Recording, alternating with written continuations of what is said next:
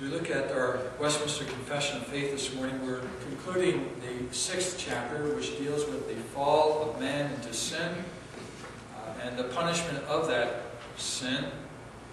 And this concluding section will, in many respects, summarize what we have considered so far.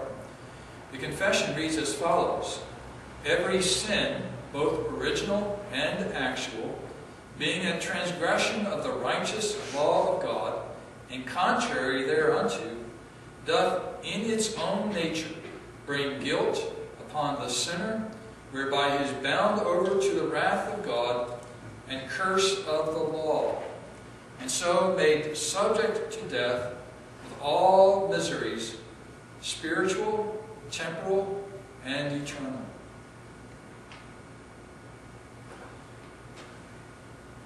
The nature of sin is something of a mystery. Where did sin come from? What is its origin? We can only search back to as far as God has revealed to us the nature of our sin. We know that Adam and Eve acted freely, voluntarily, on their own part, and they acted also as our head and representative in the Garden of Eden when they took that forbidden fruit. The temptation came through the agency of Satan. And through that temptation and sin, we have all inherited two things. First, the original sin of Adam and Eve. We are accountable for what they did in the Garden of Eden. And so even if we had done nothing imperfect in this life, we still were accountable for what they had done in the garden as our head and representative. The fact of the matter is, however, that we have sin attached to our nature from the very start. David writes in the 51st Psalm, "In sin my mother conceived me." The very earliest moment of life, we were united to sin. We're sinful people. And that sinful nature revealed itself over the course of life. As we were born and entered into life, and as a little baby has its temper tantrums or all kinds of things. You hear your child saying no when you tell them to do this or that, or the child rebels in other ways, lies about this or that. We see the outworking of our sinful nature, and it only continues through the course of life.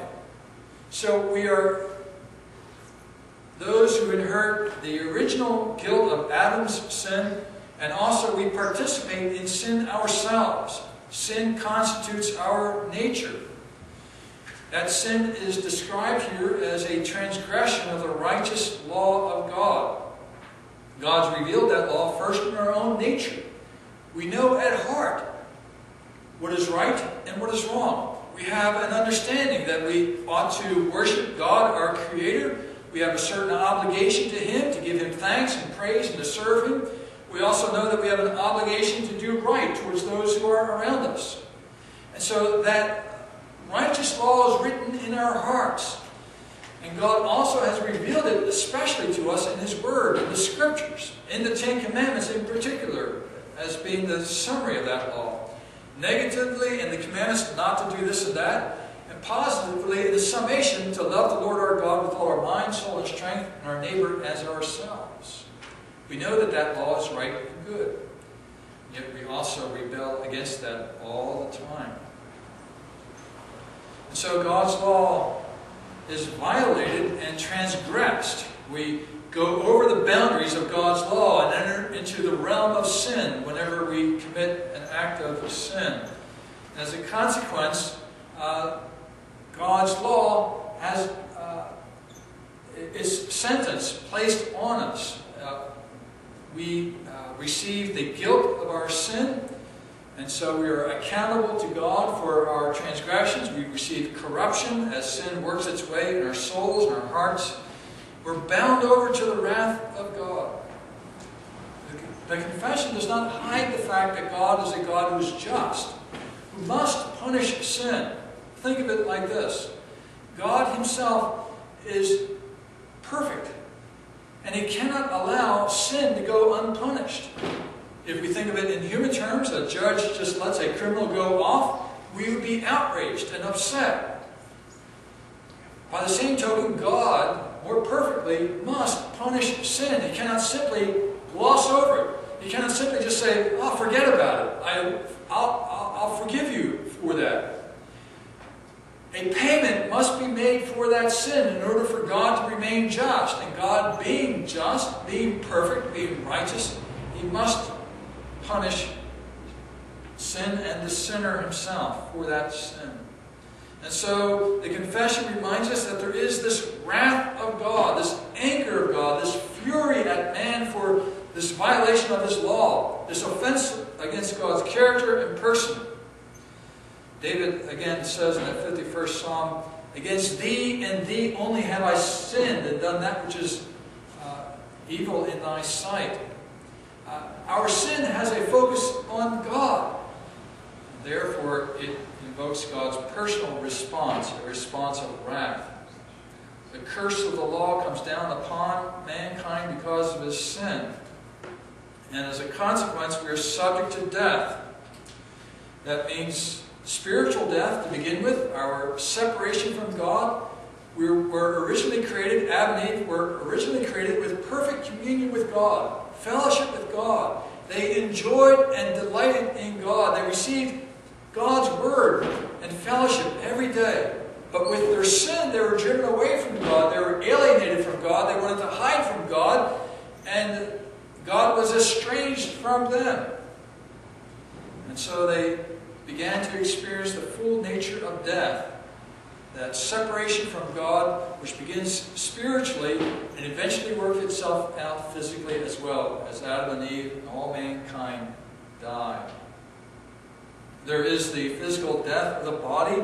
There will also be the eternal death, that committal of the individual soul and body into hell for an eternity. Why? Because our sin is against an eternal God, an infinite God. And so it is a sin of infinite, eternal consequences. And no one is able to pay off that sin with a certain measure of suffering in a purgatory or a hell. So we are subject to death for an eternity. The miseries of sin are spiritual. Think of the guilt, the corruption of our hearts and minds, the fear and anxiety with regard to possible punishment. All these things rise up within us. The weakness of the heart and mind to continually go after sin, which we know to be wrong and harmful to us, but we go ahead and do it anyway. And so sin has its work in our spirits, our minds, our feelings, our emotions, our decisions. They're all tainted and corrupted by sin. And our decisions produce death. As you look at our culture today, you can see there is a culture of death at work in the world, which manifests itself in many ways. Think of the approval that many give today to homosexual marriage, which is a culture of death. If everyone was married as a homosexual, humanity would come to an end in a generation. It is a decision that brings death. Abortion brings death to the child.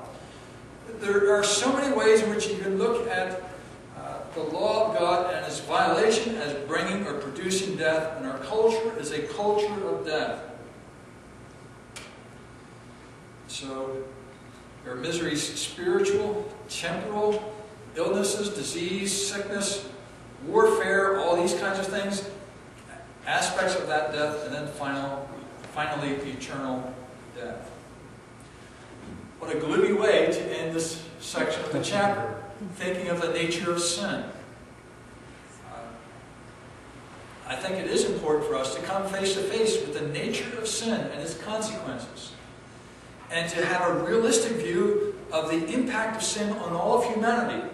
Because what all of humanity tries to do is erase the concept of sin, ignore or overlook these kinds of things, explain it away through blaming the environment, blaming one's lack of education, blaming this or that, or blaming God. And never really coming face to face or coming to grips with the nature of sin and our participation in that, and the great danger in which we are in.